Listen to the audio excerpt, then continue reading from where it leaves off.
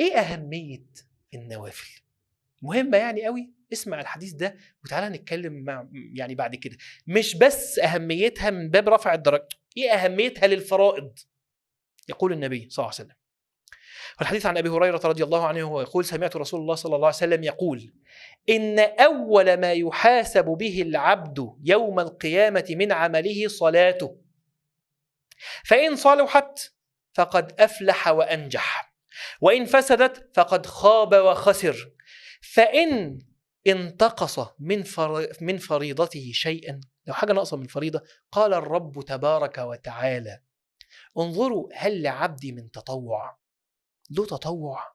يقول: انظروا هل لعبدي من تطوع فيكمل بها ما انتقص من الفريضة.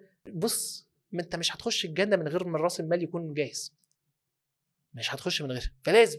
فيجي ربنا سبحانه وتعالى الجبار يجبر كسرك، ثم يكون سائر عمله على ذلك. هي دي، هي دي. انت عشان خاطر تدخل لازم تعمل اللي عليك. اللي تعمل اللي عليك ده الفرائض. طيب معيش، نكمل من النوافل.